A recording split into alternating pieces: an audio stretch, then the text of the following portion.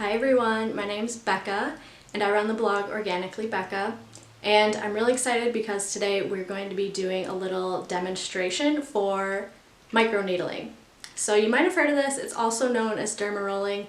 I know it looks really scary. I mean, you're poking your face with needles, but there's really nothing to be afraid of. I have been doing this for probably over 3 years. I originally started doing this because I used to have acne, so that unfortunately left me with some scarring and pigmentation that I wanted to get rid of. So I just did a bunch of research and I found this, and it has totally helped me. So I continue to do it because it just leaves my skin feeling like glowy, and it has really helped with the scarring and just overall evening out my skin tone and everything. So I do have a blog post which I will link in the notes below, but some people just want to see like a video of me doing it. So I'm happy to do it for you.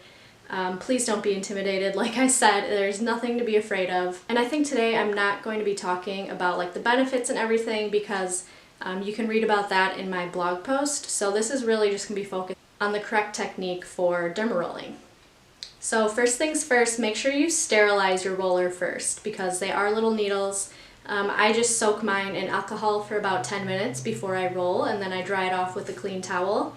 And today I'm using the 0.5 millimeters.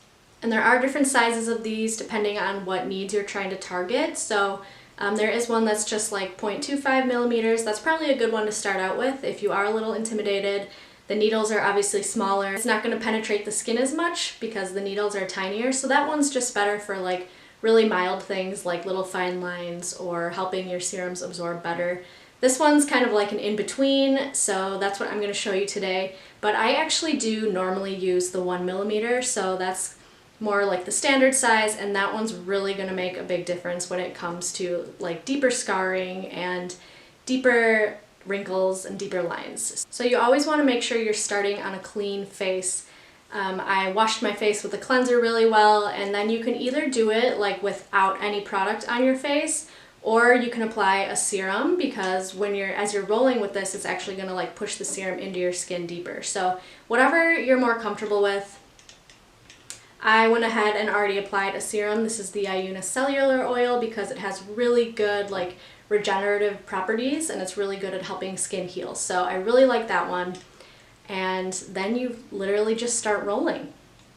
So before I actually go and do it, I will just show you the little technique first. So you just go in really short strokes, up and down first, and then once you've covered an area, you go side to side, and then you go diagonally. So you're just trying to hit the skin from all different angles and really make sure you go over an area really well. Something that's important to note is you don't ever want to be like dragging this sideways because it could catch on your skin and you really don't want it like pulling and tugging. So you'll do an area, gently lift it away from your face, and then move it. So try your best to do that because you don't want to hurt your skin. And if you do have an area on your face that you really want to target, you can definitely spend a little bit more time there. So for example, I'm starting to get like a little line right here, just, you know, I'm 28 years old, so aging happens. But if you have like a scar or something, you can definitely just give it a little extra care. And as far as pressure, you really don't want to be pressing too hard. So really just use enough pressure where you feel like it's working, but not too much to where it hurts, and not gentle enough where you're like, I don't even feel like this is doing anything. So I hope that helps.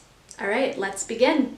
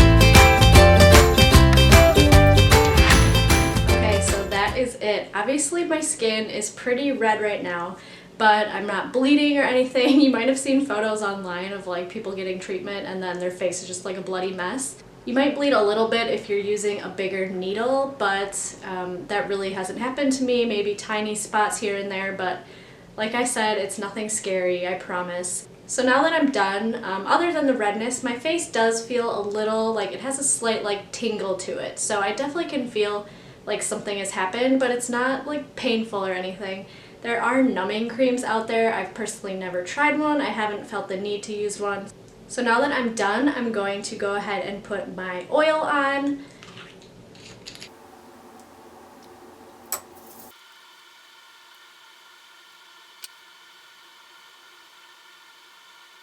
And then of course, I always like to go ahead and put this in alcohol for another 10 minutes and then let it dry, and then I store it for next time I want to use it.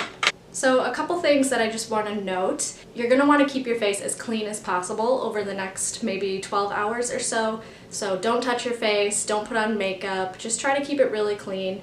You're also going to want to try to avoid excessive sun exposure for the next few days because your skin is just more sensitive than normal and it's also trying to heal. So sunscreen, hats, all those things. And usually the day after I microneedle, my skin literally just like glows. Like it looks amazing. The redness has kind of subsided a little bit, but I just have this really nice, beautiful glow. So it's kind of different for everyone, but I also notice after like maybe 3 to 5 days, since my skin is healing, I kind of get like some peeling and dryness. So once that starts happening, that's usually when I like to exfoliate really well, but obviously gently. So just so you're not freaking out if that happens to you, that's pretty normal. One more thing I also want to mention is don't do this over active acne spots, because if you're rolling over like a pimple or a zit, you're just risking opening that up and contaminating different areas of your face. So if you have a pimple that feels like it might pop or something that's healing, just avoid that little area. So I think that's it. I really hope this was helpful. Please let me know if you have any questions. But there is a lot that I still didn't cover. So how often do I microneedle? What do the different sizes of the needles do? What are the benefits? I do have a whole blog post about that which addresses everything, and there's even a fun little freebie you can download. So it's a little like printable guide that has all the steps, so you can just follow that little guide as you're microneedling at home. Thank you so much for watching. Once again, my name's Becca. This is the blog Organically Becca, and I hope you have a great day.